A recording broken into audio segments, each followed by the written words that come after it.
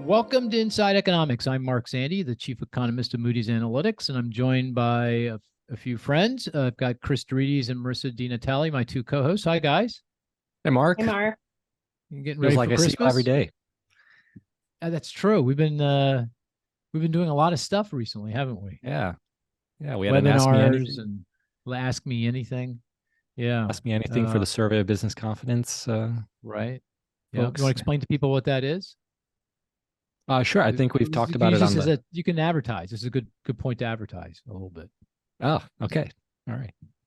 Not selling anything though. It's so I think we've talked about it on the podcast. You're always selling. Chris is always Marissa. Isn't Chris always selling? He's like we're all always selling. What are you talking to me? All of us are selling all the time. Yeah, exactly. Right. So did you want to describe the Survey of Business Confidence? Just advertise that for a minute. Sure. So it's a Moody's Analytics Survey of Business Confidence. It's a weekly survey that goes out to anyone who'd like to join. So that's the advertising part. If you're interested, you can go to economy.com and you'll see a link to our survey. We ask 10 questions about the state of business, of your business as a respondent specifically. So questions about your confidence over the next 6 months, information about hiring, pricing, a lot of different questions. The survey's been going on for 20 years now? I think 2003 is when you started. Yeah, exactly. Almost on the nose, I think. 20 years. Yeah. Yeah. So it gives us a lot of great information. It's very timely because it's weekly. And if you participate, the benefits include, you get, of course, a summary of the survey every week and what's going on. And then you get invited to an Ask Me Anything event periodically with Mark. So that's the and you and me. Yeah, right. And we had Dante on as well, so that was good. It's very good. Good. Well, Did you get any interesting questions on that you want to share? Anyone have any off the wall questions? No, they were all kind of in the strike zone, sorta. Maybe one curve, but they, even that landed in the strike zone. So yeah, I don't think anything. No. Kind of AI and credit quality and labor market, kind of the traditional questions that we get here on the podcast. So interest rates, lots of questions. A lot on interest rates, which maybe this is time to move forward and introduce Mike Strain. Hey, Mike, how are you? I am wonderful. And I'm happy to be back on this excellent. Yeah, it's good to have you back. And just for folks out there, Mike is the Arthur Burns Scholar at AEI, American Enterprise Institute, and you run the Economic Studies Group there. So, and Mike, when were you on last? Do you remember? It was about a year ago, or it was about a year ago. I don't remember precisely when, but it was in that kind of 1 year ago ballpark. Kind of in the depth of the pessimism around the economy, I think. Yes, that's when the consensus was pretty dark. Well, I remember the discussion where I was quite pessimistic, and Mark, you were much more optimistic. And events have proven you right and have proven me wrong. I will now play the optimist, and I will say you may have won the battle, but I may yet still win the war. Oh, cool. I can't wait to dig into that. And I really appreciate that, Mike. That was very kind of you to say, particularly because Chris has yet to capitulate. He's still hanging on. Ideal improbabilities, Mark. Right? This is a little bit inside baseball, but everyone who listened to the podcast, and maybe Mike, when you were on last, Ryan Sweet was on the podcast. He has left and gone on to do other things, but I just got a tweet from him saying, "Hey, Mark, you were right." So even Ryan Sweet has capitulated. Chris, what's that? No, Chris is making a deep metaphysical point that is accurate, and that is if you use probabilistic reasoning, then you can never be wrong. Exactly. But you can also never be right. Good point. And I do want to bring in one of our other colleagues, Matt Colliard. Good to see you, Matt. It's been a while. Hey, Mark. Great to see you too. Yeah, it has. And congratulations. You have a newborn. That's right. Thank you very much. That's why I'm in the office, as I look for a little bit of serenity, I guess. Quiet. Yeah. I'll have to say you do look like a father. I'm tired. Like a father. Tired. Yeah, exactly. You look It's like been a a li- brother. It's good to have you on board, and Great to be here. good to have you back on the Inside Economics.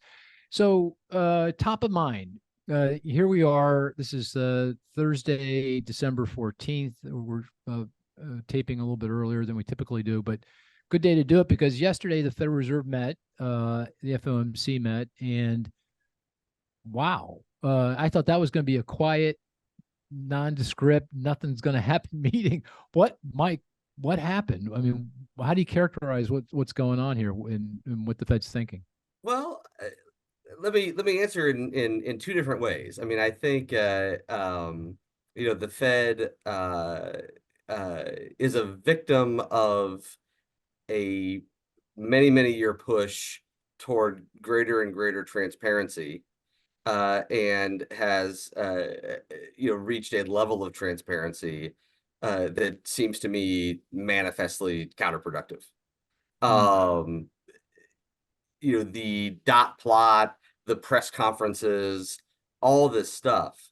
If you're gonna do those things, and if you do what the Fed did yesterday, which was signal 75 basis points of cuts in the coming year, and more after that, then you're gonna end up with bond yields falling. You're gonna end up with stock prices rising. Why do I say that's counterproductive? It's counterproductive because financial conditions, which ultimately is what the Fed targets, eased much more than the Fed would like. There is, as a consequence of all this transparency yesterday, a heightened risk that the economy will reaccelerate like it did in the third quarter, a heightened risk that inflation will become more entrenched, and therefore a heightened risk that the Fed will not be able to do what Chairman Powell seems to want to do, which is to stop raising rates. We saw the Fed kind of being a victim to transparency earlier in this cycle, when it delayed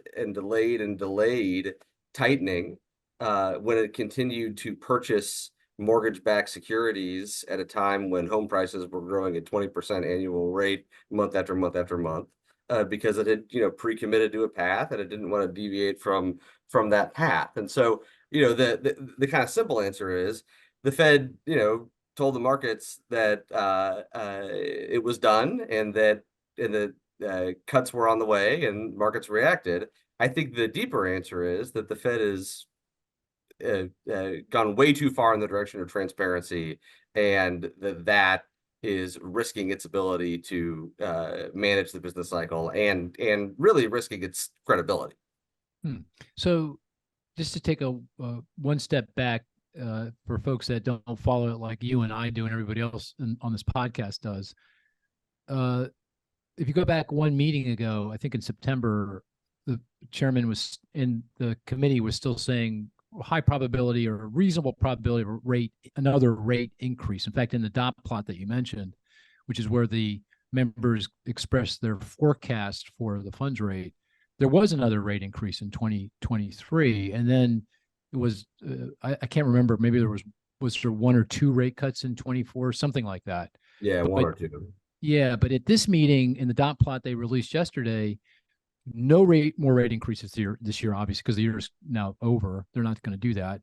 And then next year, 3 25 basis point, quarter point rate cuts. And that seems like what you're saying, that feels like a pretty big swing.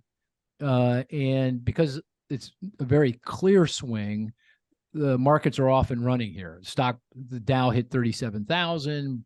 We've got bond yields below 4% on a 10-year treasury, and financial conditions ease, and that may by itself create a problem for the Fed if the economy gets rejuiced and inflation starts to pick up again. Now, the Fed knows this. I mean, what were they thinking that markets wouldn't react this way, or kind of? They're well attuned to market perceptions and what investors are thinking. Do you think they're surprised by the market reaction, or are they saying, well, that's fine, it's okay, it's consistent with getting inflation back down to target, and this isn't going to forestall, what we're trying to achieve here? Yeah, I think that's a great question. I would be surprised if they were surprised. I think that they, may have been concerned that if they change the language in the statement from additional tightening to any additional tightening, they might be concerned that if they switch the dot plot from showing an increase next year to instead showing 3 cuts, that the market might do this. What are their choices? Their choices are to completely throw out their entire transparency and communication strategy. That would not have provoked a positive reaction in the markets, and it would have been an unpredictable negative reaction. Their other choice is to, not say what they think, which is a very bad strategy for trying to preserve long-term credibility. And so, I think that they looked at a lot of the data that has come out since the previous meeting that has altered their view of the appropriate course of monetary policy. And then they're kind of in a bind where, given their commitment to transparency, given press conferences, given dot plots, given forward guidance, given all this stuff, they kind of have to say what they think. And how concerned are they? I don't know, but I would imagine there's concern for sure. I mean, if as you mentioned, the 10-year Treasury, I don't know what it's doing at precisely this moment, but it's below 4. Yeah, earlier today it was below 4, and that's not where I think they want it to be. So here we are. They've been increasingly more transparent since Alan Greenspan, when he was chair, started this process towards transparency. I mean, when I started as an economist way back in the day, they wouldn't even tell us if they changed the funds rate. We had to figure that out by looking at what was going on in the marketplace, which wasn't easy. You had to back it out by looking at changes in the money supply. Exactly. Yeah. I mean, so talk about the sea change in transparency. People used to look at Chairman Greenspan's briefcase and say, well, it's thick or is it thin? Oh, I forgot that. What color, what color necktie is right. Dr. Greenspan wearing? Right. Talk about reading the Politburo. So that may have been too opaque. Yeah, okay. Right. Somewhere in the middle. Right. But now the chairman gets up there. Well, we're thinking about this, and we're right. talking about whether to think about talking about this, and right. Dot plots, and is the chairman's dot the median dot? Which dot is the chairman's dot? Can the chairman's dot just come and like pound the other dots? And, I mean, these are like literal discussions that are taking place by people, trying to invest money, and that that seems like we've swung a little too far in the other direction. Okay, but here we are. Here we are.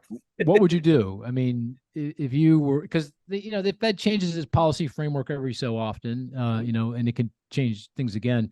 What would you have them do here in terms of transparency? Well, in terms of transparency, I would walk a lot of this back. You would. No dot plots. Yeah. I would walk that back. I mean, I think they should be communicating their target funds rate. I think they should be obviously, appearing before congressional committees when asked to do so. I think putting some press conferences on top of that is a reasonable thing to do. But I think forward guidance, was useful following the financial crisis of 2008. I think it's been more harmful than helpful in this kind of pandemic era business cycle. Again, locking the Fed into a schedule for quantitative easing, quantitative tightening transitions. I think the dot plots are too much. I think there are too many press conferences. And yes, I would walk. I would walk some of that back. You got to do it carefully. And there's no reason to act like there's an emergency and affect that change with little notice. But I think the Fed could say we adopted a number of pretty extraordinary communications strategies and transparency efforts following the 2008 financial crisis. And, that episode lasted a long time, and then we rolled into a pandemic. And, we're gonna, we've got both of those in the rearview mirror, and we're gonna normalize a little bit. What surprised me a little bit was, one way the Chair Powell could have influence the market reaction to this pretty sizable change in the forecast for the funds rate. I'm going to raise rates I'm going to cut them 3 times next year, would be in the press conference. And I didn't get a chance to listen to it completely, but I didn't get the sense that he was trying to walk that back or shade it or, hey guys, you don't read too much into it. You didn't get any of that, which was surprising to me. Yeah, and that now Mark leads this group on this podcast to try and figure out which dot is the chairman's dot. Yeah, right. Yeah, good point. Good point. But Chris, let me turn to you real quick. What do you think of that assessment? I mean, how do you interpret what happened yesterday in the Fed's decision and what it means? Yeah, I agree with you. It seems as though the chairman just let it be, and then kind of fed the fuel, if you will, for the market rally that we had. I do agree with I see limited value in the dot plots. I'm actually surprised that the market put so much stock in that. They haven't been terribly predictive, right? So I don't know how much value we get. They may just add more confusion, as Michael's saying, than anything. I do like the press conferences, though, to be honest. That I think some ability to question and have a little bit more transparency than what we had in the past is good. But yeah, I think some middle ground here perhaps is what we need. Yeah, the weird thing is, if you look at the market forecast for the funds right now, they're pricing 3 rate cuts and then some. I think the futures are six rate cuts next year, I think. So the market has taken what the Fed, pardon me? Oh, I'm sorry. The market. Yes, that's right. There are 6 rate cuts. Right? Yes. There's 6 rate cuts, right? I mean, that's very aggressive kind of rate cutting. I mean, that's almost like you got, it feels like you almost have to have a recession. We're back to that. You need a recession to get, it feels like, but I don't think I don't think investors are forecasting recession. Do you? Well, I was wondering about exactly the same thing. I mean, if we had recorded this conversation 3 days ago, I would have offered as a hypothesis for the divergence between market expectations and the Fed's higher for longer strategy, that the market thought there was going to be a recession. Maybe not, but that's at least a plausible theory that fits the facts. I was very interested, as it turns out you all were this morning, to see that the market thinks that we're going to have a federal funds rate 12 months from now with a 3 handle. Right. And I don't know. I mean, I think you got to ask, do they, does the market think there's going to be a recession? I think you've got to ask that question, because that is a aggressive pace of rate cuts in an election year, right? Yeah. Well, I always go back to this kind of perplexing situation where the recession signals in the bond market depend on what bond market you're looking at. I mean, like if I go look at the corporate bond market and I look at the yield on junk corporate debt, so below investment grade companies, and the interest rate on that debt compared to Treasury, that difference, that spread, is a kind of a measure of investor angst that they're not going to get repaid by businesses because of some problem in the economy, and which will impair cash flow. The spreads are narrow. You get no indication there that investors are at all worried about recession. So it feels like, to me, there's something else going on here. It's not a recession signal. Maybe it's liquidity. I just don't know. Usually when I can't explain something, it means it's going to get revised, or there's a liquidity or a technical issue or some other thing that's going on. It just feels really odd to me. It's hard for me to connect the dots back to, and the other thing is, would the stock market rally 500 points if the investors were thinking recession? that, this doesn't square, right? So it doesn't feel like that's what they're saying. There's something else is going on here. I just can't put my finger on it. I mean, it could be the divergence in inflation forecasts. It could be that markets think that the Fed. I'm sorry. It could be that markets think that inflation is going to fall much more rapidly than the Fed thinks it will. I have a kind of Taylor rule model that I use that does a terrible job with the 1990s and 2000s, but does a great job with the 1970s. And so that's why I've been using it for the last few years. Right. And it's, right.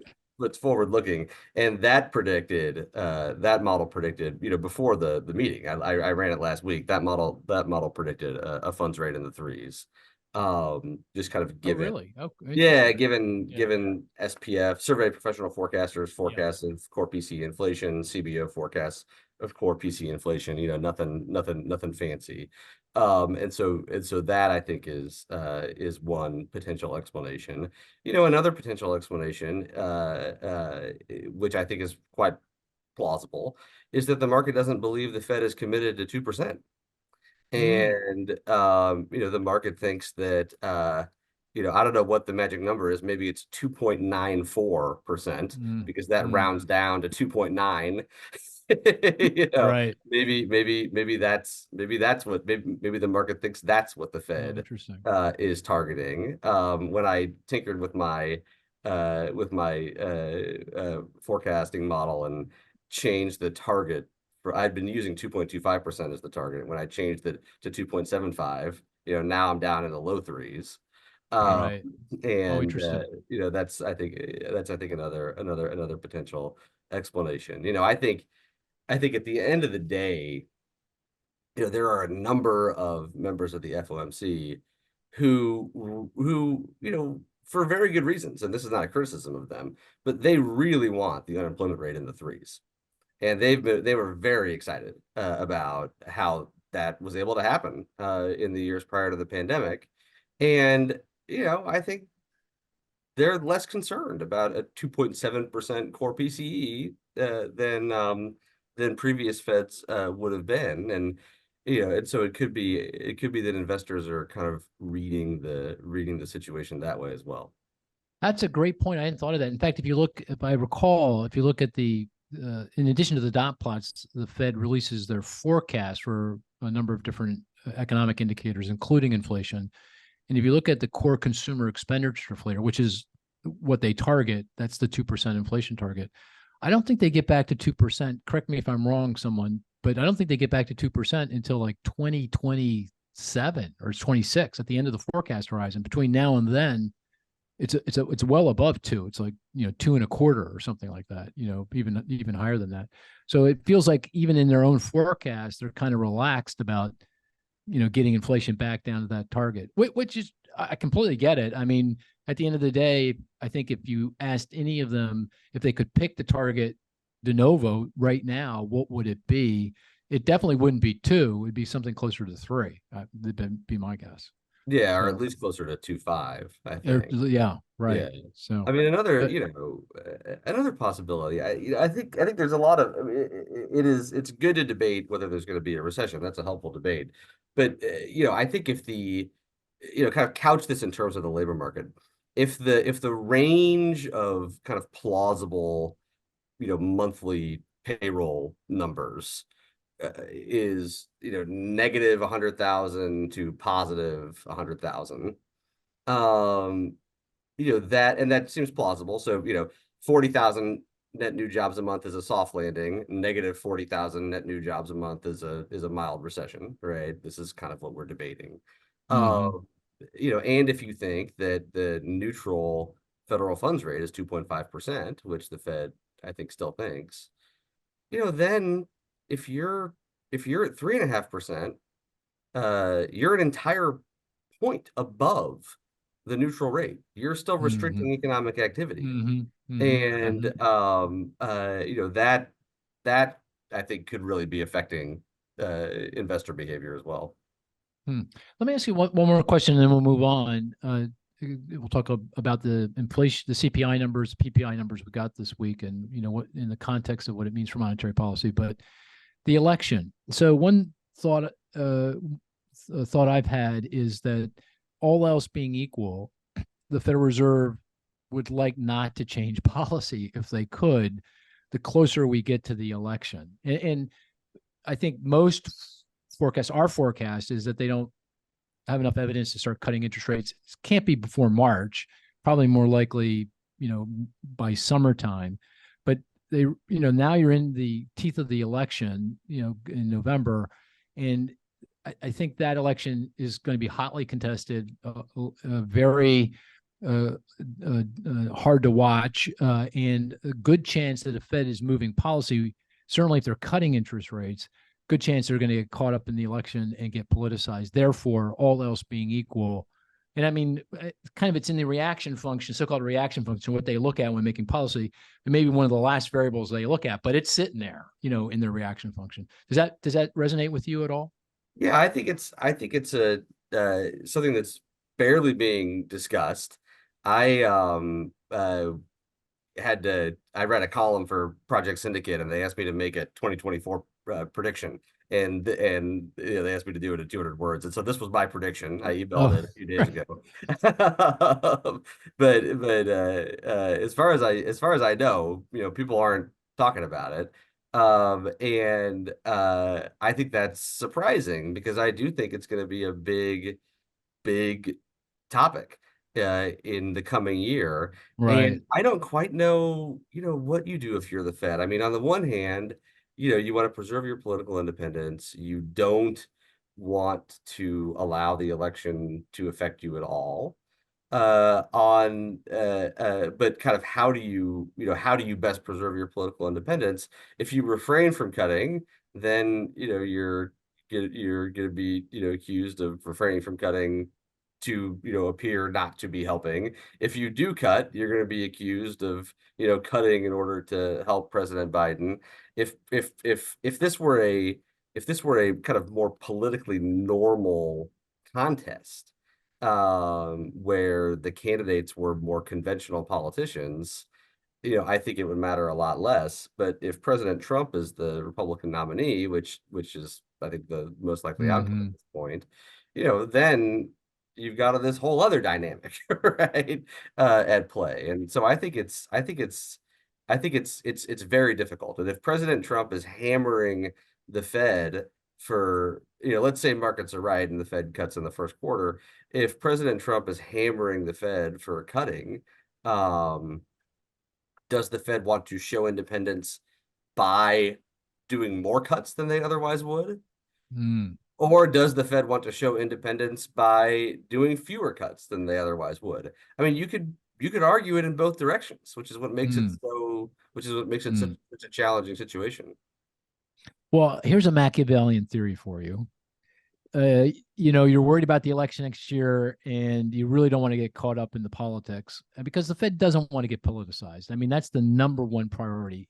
I do not want to get politicized, and because ultimately that would potentially wreck its independence, and that's a cornerstone of a well-functioning market economy. We got to preserve that at all costs. So a rate hike here or there, or a rate cut here or there, is almost inconsequential in the context of I can't get politicized. I can't do that. So here's a Machiavellian theory for you. Do what you just did. Now the market says 6 rate cuts. So you give them 3, you give them 2, you give them 1. You're not going to you may not get caught up in the politics, that might prevail. And you front load them, right? You front load them. Yeah. You do them early in the year. Anyway, I want to come back to the election in the context of policy, fiscal policy. But before we do that, I want to play the game. We're going to play the statistics game. And before we do that, I want to talk about the inflation numbers, because obviously the inflation statistics are critical to what the Fed's doing here. And one reason why they are clearly more relaxed about interest rates and cutting rates and what's happening in financial markets. And to that end, Matt, maybe I can bring you back in, and maybe you can give us a rundown on the CPI. And the other thing, we generally don't pay much attention to the PPI, the producer price index, but that was also pretty good that came out this week and has implications for the consumer expenditure deflator. Again, that's the measure of inflation that the Federal Reserve is using to set policy. So maybe you can give us a rundown on CPI, and if you have any comments on PPI, I'm in the marketplace for that as well. Sure. Sure. So CPI, November. Wake up, Matt. Come on, wake up. I know it's Yeah, tired. yeah. You're tired over there. The baby's I'm here. crying. That's, But come on, let's go. Courtesy of Starbucks. The latest CPI report for November was largely. I forgot. Did we tell everyone that you're a father? We did, right? We did. Was that before the podcast started, or was that during the podcast? That was During, during. Anyway, right? Matt's a new father, and so he's a little.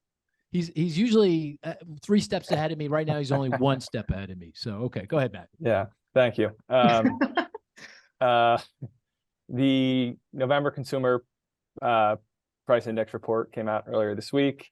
Largely a continuation of what we've seen, which is this relatively graceful come down disinflationary trend in the U.S. throughout 2023. So in November, prices and what we're looking at. Average change in prices paid by consumers for a basket of goods and services that is designed to represent the stuff that they spend their money on. So those prices rose 0.1% in November. That follows flat growth in October, so a mild increase, but certainly not alarming. On a year ago basis, CPI, the headline CPI was up 3.1%. That's the lowest since June. Then you had some weird base effects from the year before. So outside of that, what we're looking at 3.1% is the lowest since early 2021. Everyone starts getting vaccinated. People are rushing back to the things they didn't do. Labor markets all out of balance. Inflation's on its way up. Now we're on the other side of that. So major progress.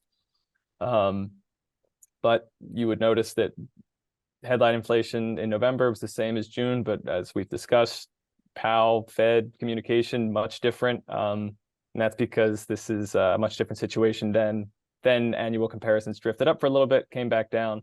Now they seem to be pretty firmly on their way down. The last mile, we'll see, and I'm sure we'll talk more about how much harder that will be. But nevertheless, good progress. So what's behind the slower growth, again, in November, as was the case in October, energy prices on the way down negatively contribute to the CPI. So the energy CPI fell 2.5% in October, 2.3% in November. Motor fuel prices, so prices at the pump, they've fallen meaningfully recently.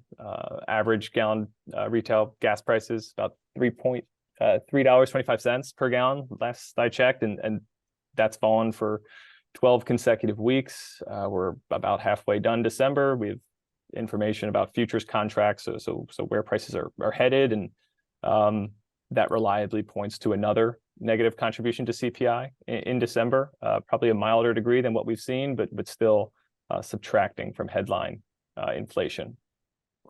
Food, another big component. Not a ton to say here. The picture hasn't changed, relatively stable. Can I stop you on the food, though? Can I stop you Sure, on the food? sure. And this gets to, and I want to bring Mike back into the conversation. There's this debate, raging debate as to why people don't think the economy is performing well. I mean, you got sub 4% unemployment for 2 years. You got lots of jobs. The stock market's at a record high. Debt service is very low. There's a lot of cash sitting in. Obviously, high-income households have a lot of cash sitting in their bank account because they saved. And the standard explanation, the one explanation that kind of sticks with me is it's not the inflation now; it's the fact that prices rose so quickly a year ago, 2 years ago, and people are still paying a lot more for whatever it is that they're buying now than 2-3 years ago. And in fact, I was teaching a course at Wharton the other day to business school kids. By the way, I highly recommend doing that, because when you do that, you feel like our future is in a really good place. You look at all of the turmoil in the world, and I get really anxious about that. And I go talk to these kids, and I go, "Oh my God, we're in good hands. These guys are really smart." Anyway, I'm talking to one of the kids, and I'm saying, how do you feel about the economy? And he goes, "Not so good." I go, "Well, what's the problem?" He says, "I'm paying more for stuff than I was a few years ago." And I go, "Well, what?" He goes, "Ramen noodles." Really, that's really bugging me. It's really bugging me. And I think everybody out there has their ramen noodle. right? That's really bugging them. That's really bugging them. Mike, what do you think? Is that how do you explain I think this? that's exactly right. I mean, I think people care about the level of prices much more than they care about the rate at which prices are growing. There's been a lot of discussion about, inflation is falling. Why are people still upset? We haven't had deflation. We've just had prices growing at a slower rate than they were growing. And, people aren't tracking the macroeconomic statistics, but they, the student buys ramen noodles every week, and, somebody else goes to, every Saturday, takes his family to lunch at Denny's or whatever, and sees that, lunch is $40 when it used to be $32, and that's, that's not a good feeling. I mean, I follow this stuff, pretty closely, obviously. And I remember back when the inflation started a couple of years ago, I would take my family to a same restaurant we go to a lot for lunch on a Saturday, and it was I 20 bet bucks. it wasn't a Denny's. I'm just saying. I bet it wasn't a Denny's. Yeah. My 7-year-old loves IHOP. So we have I to, love IHOP too. I love yeah, IHOP. so we Yeah. have to go, we have to do that relatively often. But it's $20 more than it used to be, and I kind of felt like somebody had punched me in the face and took a $20 bill out of my wallet, and that didn't feel good to me. I mean, I really felt it felt unjust in a way that surprised me. I was surprised by my reaction to that. I think something else is happening too. I mean, in the kind of debate, Mark, you reference about, is there a disconnect between consumer sentiment and actual economic performance? You got to remember, even in the worst economy, 9 out of 10 workers can find a job. And so, yeah, for sure. I mean, we have a great labor market. But that just means that there are 2 workers who can find a job that otherwise wouldn't have been able to. Whereas these high prices affect everybody. And so if you're those 2 workers, and that you may otherwise not have been able to find a job, you're probably really happy.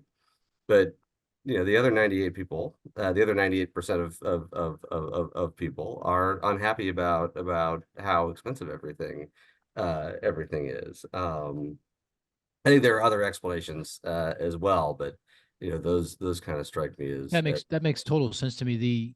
People just don't think it's fair. It's as you said, unjust. I mean, how could it possibly be the case that I'm paying twice as much for the same thing than I was 3 years ago? Someone's ripping me off. In fact, the one thing that I know polls really well politically is if you blame the high inflation on greed inflation, that it's these greedy corporations, because it goes right to this is unfair and I'm getting ripped off. Totally. So yeah.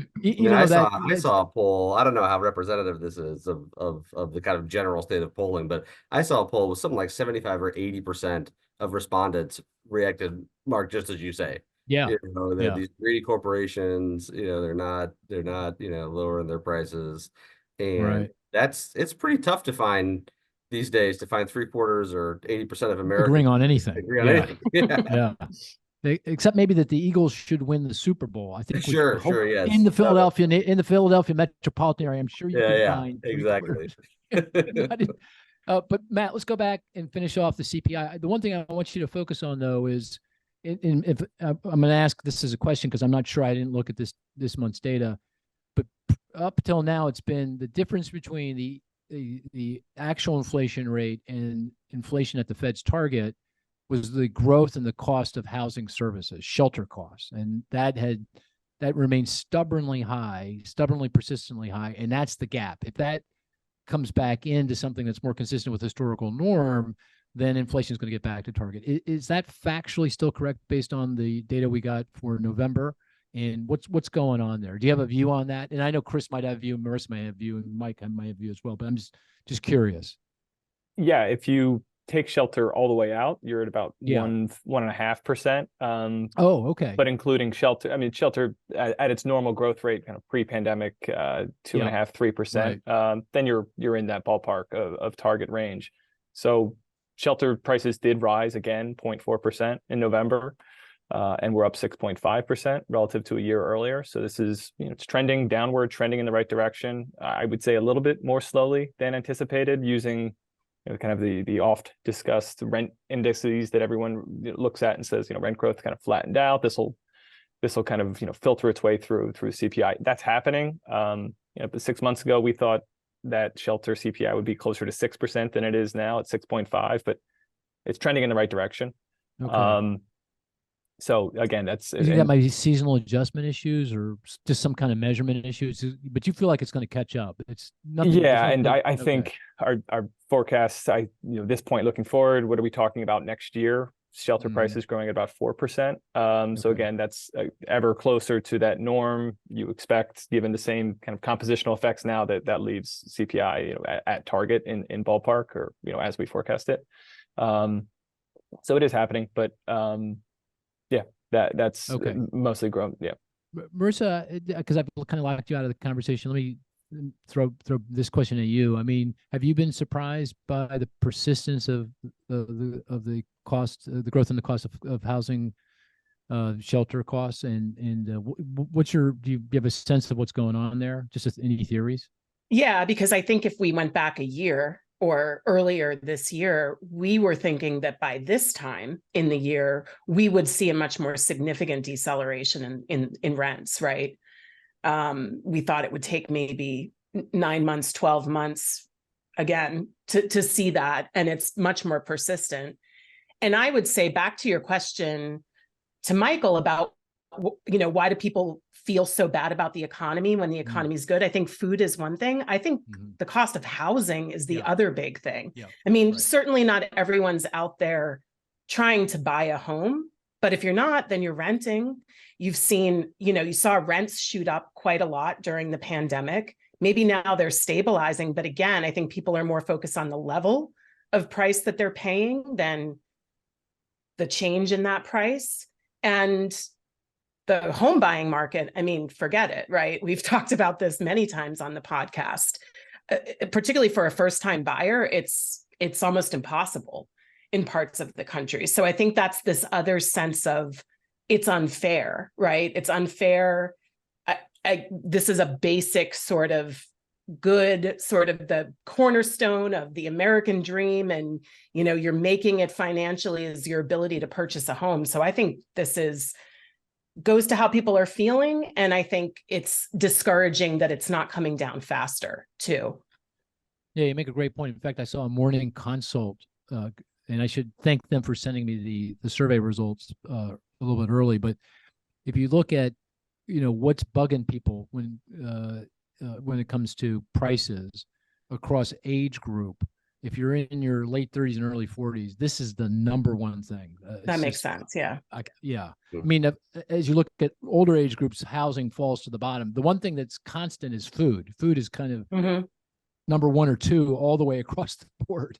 But housing is, for younger people, obviously top of mind. Mike, did you want to weigh in? I saw you shaking your head there on the growth and cost of housing services. You been surprised too about this persistence of that? Yeah, I was shaking my head at a few points. I've been quite surprised. And my expectation is the same as Marissa's. I thought that kind of looking at the real-time rent indices, trying to figure out how the marginal rent would map into the average. The average, of course, is what shows up in the CPI. I've been surprised kind of month after month for the last several months that we haven't seen more progress. The second reason I was nodding my head is I was talking to a public opinion expert who told me that there's that if you kind of look into the polling data of young people, who are renters under age 35, let's say, that there's this kind of rule of thumb that you should be spending less than a third of your income on rent. And I, hadn't thought about that in years, but that was something that when I first came out of college and got a job, that's what, people, that's the advice I got too. And that is harder and harder and harder, especially in big cities where more and more young people are living than had been true in the past. And that that may be a under discussed aspect of what's driving consumer sentiment is this kind of threshold, rent to income ratio for younger people. And then the third reason I was nodding my head is that it's just harder to buy your first house for a lot of people, and that seems to be a big problem. Well, I didn't realize you were nodding your head 3 times there. Yeah. It's Yeah. all one big head nod. So there was not a word I disagreed with. So I was feeling great. That was good. That was good. Hey, Matt, real quick, because I want to go to the game, is PPI and what PPI and CPI imply for the consumer expenditure deflator? Do you have a sense of, because again, that's what the Fed is predominantly focused on in setting policy. Anything on the PPI and the what it means for PCE? So bodes well for PCE being a little bit lower. That the PPI for November came in flat. Expectations, we were a little bit pessimistic. We thought we would see a modest decline, but generally there was the expectation that the PPI would tick up. It was flat. That follows a 4.4% reduction in October. Those things, as we await later in December, the PCE data, the core PCE, the Fed's preferred inflationary measure, are a good thing. We should expect to see it's a negative Small effect. increase. Yeah, a smaller increase. Early forecast now, I think, are 0.1% for the core PCE. Yep. Yeah, that's good. Okay, good. Let's play the game, the stats game. And as the listeners know that we all put forward a statistic. The rest of us try to figure that out through questions, clues, deductive reasoning.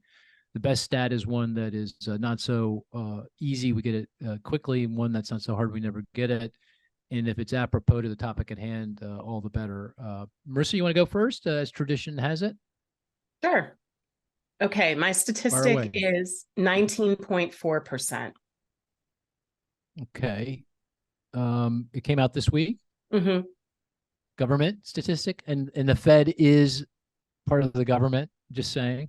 It's not from the Fed or the government. Oh, or the government. Okay.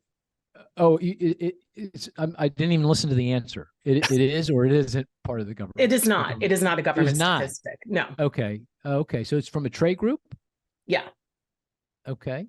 NFIB came out. Is it from NFIB, National Federation of Independent? No, not the NFIB. Is it from the Mortgage Bankers Association? Is it a housing statistic? Yes, it is. Oh, so it's from the MBA. Yep. Okay, so it's from their weekly mortgage applications. That's okay. Purchase apps were up 19.4% in the week. No, the other one, refi. Refi apps. Refi. You guys really drilled that down. Okay, very good. Yeah. Yeah. Well, I think I get the cowbell there.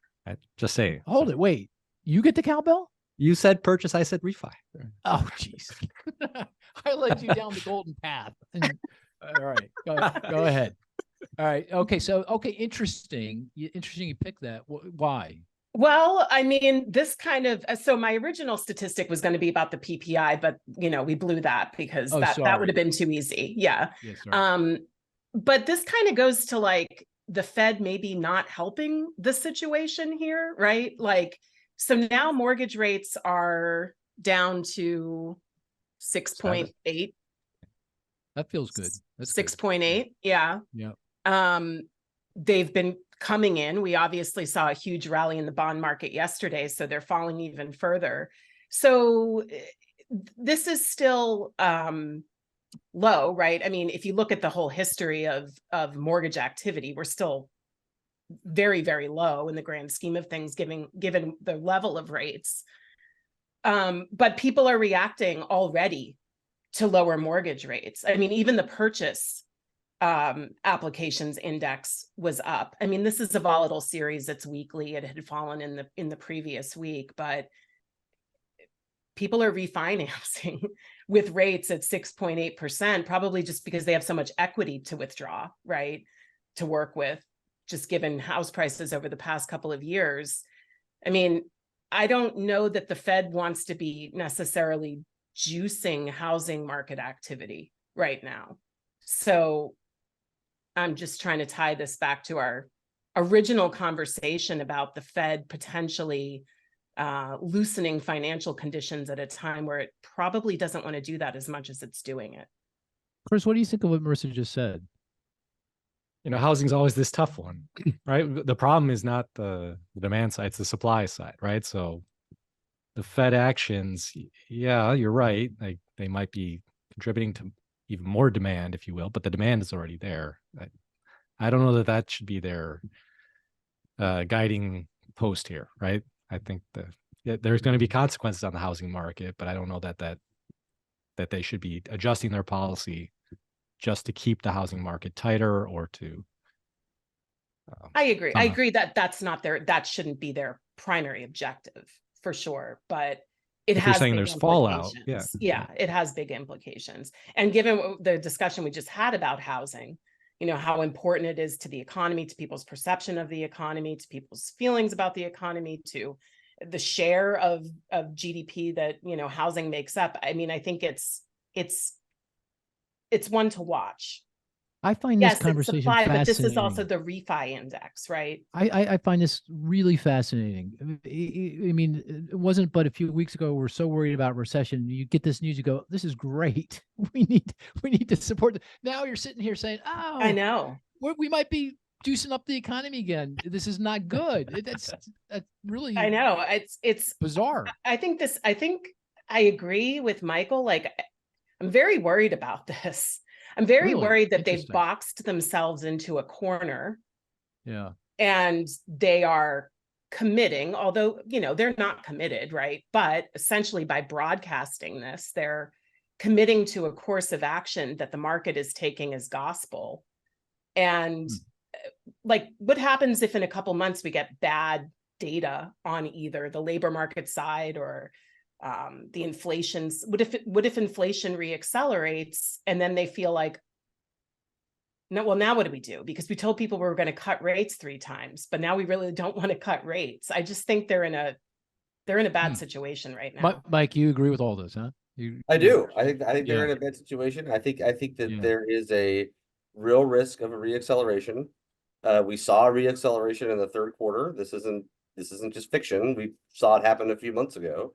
And, again, ending the year with a 25% increase in equity values and, 10-year treasury note in the high 3s or low 4s is a way to get a reacceleration. You guys are worry words. Gee Louise. I mean, holy cow. You have to worry about something, Mark. I guess so. Jeez Louise. Hey, Chris, you want to go next? Sure. What was it? 2.08%. That's pretty precise. 2.08. Is it year-over-year PPI? No. Is it a government statistic? It is not. It's a market statistic. It's a what statistic? It is a market statistic. Oh, I thought so. So is it an interest rate? It is an interest rate, yes. It's a low interest rate. What's a 2.0? Or maybe a difference in interest rates. Oh, it's the spread between something and something? It's the difference, yes. I was trying to make it a little, more scientific. It's not the spread. Oh, is it the spread between the 10-year and the mortgage rate? No, that's higher. The funds rate is 5.5, and the 10-year is below 4. That's not it. It's not the spread between the funds rate and the 10-year. No, it's not 2-year, 10-year, 3-month. 3-month. No, what's our topic today? Is it a yield curve? Is it a measure of the yield curve? Nope. No. Okay. Is it a credit spread? No, it's related to. Oh, is it the difference between the Fed funds rate and the? No, more fundamental. It's related to our inflation discussion. Oh, I know. It's inflation expectation. It's the 5-year. Thank you. Sorry, that was a great. Forward. Yeah, was it 5-year forward? 2.08. It's the 5-year break even. A 5-year break even. Okay. Yep. Okay. Difference between Wow. 5-year I didn't treasury. realize that. Wow. Yeah, that's amazing. Yeah. Okay. So Wow. why'd you pick that? Why'd you pick the break even? This is a measure of investor expectations of inflation, average expectations for inflation over the next 5 years. It's the difference between the rate on a 5-year treasury bond and the 5-year treasury inflation protected bond, or the TIPS security. So this implies a 2.08 inflation rate, right? Very low. It's come in, right? Mhm. So the expectations aspect of this seems to be off the table, at least for now. Yep. Very good. Very good. Hey, Mike, did you want to play or you want to take a pass? I'd be happy to play. Okay. Fire All right. away. 24.8. 24.8. A stat Any that came units out on this that, week. or- It is a stat that came out last week. Okay. Okay. What Units? seems Is to- there a percentage? 24.8%. 24.8%. This is obscure. It's an obscure one. Okay. Is it a government statistic? It is. Is it related to the labor market? It is. So is it the jobs, something in the jobs report? It is. Oh, okay. On the household side, household survey. It is. Okay. Is it a percentage increase? Nope. A share? It's a share. It's like a demographic. Right. Okay. 24.8%. The labor force participation rate of teenagers? No, but close. Oh, African American teenagers. No, not teenagers. No, Seniors? the over 65 or Oh, over 55. No. it's a participation rate though. It is. And is it African American? Black? No, but they are included. They're It's included. not only Okay. for African American. Ooh.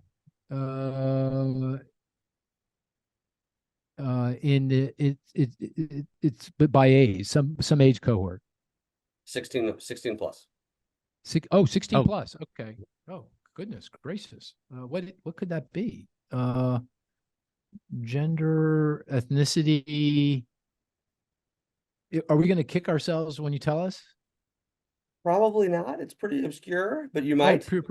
Is it participation rates of Native Americans? No.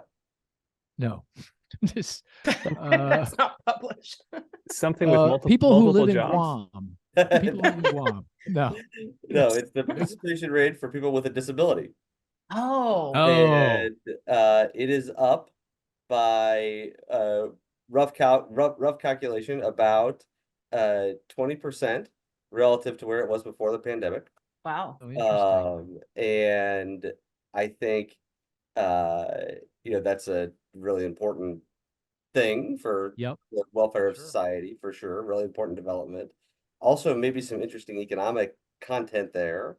Is it reflective of labor demand, labor supply imbalance, where businesses are willing to hire workers that they otherwise wouldn't? Is it reflective of a technological change where there's more work from home and it's easier for workers with disabilities to participate in the workforce than it used to be because work from home is more prevalent?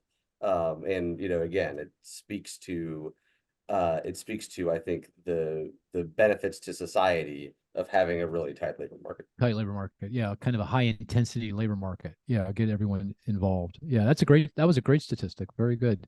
Hey, Matt, do you have a good one? I hope it's got to good. be good. Because I know I you hope really so. think about this. Is it good?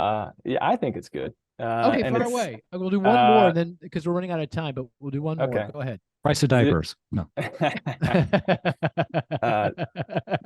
good. Right. That would be quick. 0.4%. Statistic that came out this week. Yes. Inflation. Government statistic. Government statistic. Inflation. No. No. Not related to inflation at all. Indirectly, but Okay. Yeah. not the main focus. Okay. Is a percent zero? You said 0.4% increase. Yes. Increase. Yes. Okay. Is it an obscure statistic? No. No. No. Okay. From a report that has not been discussed on this podcast yet. Ever? Like ever? Or just Just today? this particular podcast, this Okay. one. That would be really obscure. Yeah, I was you like, guys have never wow. heard of this report. The government releases at midnight. Retail sales. Okay. That's it. Yeah. Yeah. Is Yes. Core retail sales like X auto, X gas, Very close. The it's control, X Yeah. auto, X gas, X building material. Yes, yeah, control retail Okay. sales. So yeah, excluding gas, building materials, restaurants, non-auto retail sales. That's a good one. Yeah. Yeah, if you say yesterday the Fed announces or projects 75 basis points in rate reductions in 2024, post meeting Jerome Powell saying he's reminding everybody about the other mandate that we're really focused about employment. It just seems like, wow, there must be this really big dark cloud. It was kind of my takeaway that nobody else sees. And then you get data pretty consistent with what we've had, which is really strong consumption. It's an economy that I don't think needed a jolt of exuberance, which is what happened yesterday. So I find it interesting. I don't know But that feels how pretty good. 0.4, you annualize it, it's 4.5 to 5. that feels and you, right. You divide Yeah. by inflation, it's still 2. Yeah. So you look at that's what you core- want, right? No. core retail a little closer to it looks like an echo of or a continuation of the third quarter, which was what 0.7, right? 0.8 in July and September. Kind of these strong figures. So maybe not through the roof, but certainly not an economy that's teetering on the brink and needs financial conditions to loosen. Mike, you come on the podcast and you're like messing with people's minds. Like now they're all worried about we're growing too fast. Come on, please. It's like Mark, you like wanted a some upside ninja. risk You know, you got into their minds. Yeah, He's persuasive. I got a Mike Strain hat on. I'm not allowing you in. That's, geez Louise. Okay. All right. Hey, we're running out of time, but I do want to end the conversation with the election. As you said, Mike, I think people aren't paying enough attention here in 2 respects, and I want to get your reaction to both. First, how worried should we be about this election being close and contested and that ending up in a very uncomfortable place in terms of, what's going on socially, politically, social unrest, that kind of thing? This is one of those things that keeps me up. I mean, how worried should we be about that? Do you think that's a real issue? Yeah, I think it depends a lot on who the nominee is. And so, my kind of current view is that if Governor Haley pulls it off, then it's not going to be that close, and she'd likely win pretty decisively. But I think if President Trump is the nominee, people come home to their respective parties. We're kind of a 50-50 nation. There are, I don't know, a dozen counties where the election will be decided. The amount of resources that will be spent in those 10 or 12 counties is astronomical. And it'll be close, and that'll be bad for basic social stability. I think that's a real possibility. Yeah, I mean, there's so many different scenarios here, but I mean, do you think it would be prudent for businesses, financial institutions, governments to be considering scenarios where things do go in a kind of a dark place? I mean, in terms of social unrest and what that might mean for financial markets and the economy, is it so far out on the tail that that's not worth even considering? Or is it something that people should be thinking about when they do their planning for 2024? I would be thinking about it. Yeah. You would be thinking about it. Yeah. Okay. For sure. All right. Yeah, we have an election model where we just dusted it off. We do it at the electoral college level, and you make a wonderful point that I think that's really important to reemphasize. The President of the United States is determined by a few states and actually just a few counties in a few states. And in many cases, it's not even whether the Republican county goes Republican or Democrat goes Democrat. It's really the turnout in that county. How many, like if everyone expects Philadelphia County to go Democrat. But what's the turnout in Philadelphia is what really matters. So Totally. I think this is going to be, just incredibly close race. Here's the other thing I want to bring up, and that is policy. Okay, so on the other side of the election, whoever wins, they're going to be faced with some having to make some big decisions and choices pretty quickly, right? I mean, we've got the debt limit that's going to come due again. That has to be increased about that time. You've got the Trump tax cuts. Remember all those tax cuts back in 2018? They for individuals, they expire at the end of 2025. So something's got to be done about that, some decision around that. And I believe there's also a lot of tax subsidy for Obamacare health subsidies that are coming due that needs to be thought about and done. And I'm sure I'm missing other things that have to be done, but those are pretty big things. How do you think this and all of this in the context of we've got a very large deficit that isn't going to come in even with an economy that's operating at full employment, 3.7% unemployment rate. And if we don't change policy, if you look at CBO, Congressional Budget Office forecast, something's going to break in the not too distant future. I mean, because our debt load is going to continue to rise. How do you process all that? What's your thinking around that and how this may all play out? Well, this is not a good place for optimism. Yeah. I think it's very troubling. I think one of the kind of big misnomers in conventional wisdom is that there's a lot of disagreement between the parties on this issue. Both President Trump and President Biden are crystal clear on not wanting to cut spending on Medicare and Social Security. Those are the two. Those programs are the two biggest drivers of the structural deficit and the long-term fiscal imbalance. Both President Trump and President Biden are crystal clear that they do not want to raise taxes 1 penny on the bottom 98% of households. So the fight is over what to do with the top 2%, and there's just not enough revenue there to, make a material difference to the long-term debt outlook. I don't think there's going to be a big fight over what to do with the expiring household provisions in the TCJA and the Trump tax cuts. I think I think allowing those provisions to expire on the bottom 98% of households will be interpreted as a tax increase on the bottom 98% of households. And so you'll see President Biden wanting to extend those cuts. If President Trump wins, he'll want to extend those cuts.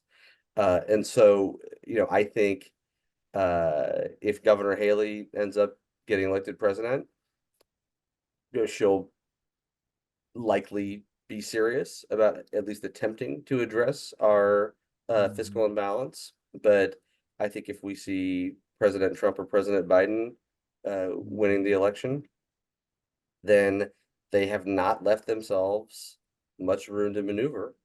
And I expect to see the can kick down the road even further. Right. Well, I guess that's going to be certainly not my problem. Might be these guys. It might be definitely Matt's problem for sure. It's going to be Matt's problem. But that's a problem. That is a problem. I mean, my hope, and I'll just throw it out because as you can tell, I'm glass half full. My hope is, and right? here it's pretty hard to do this, but I'm going to try.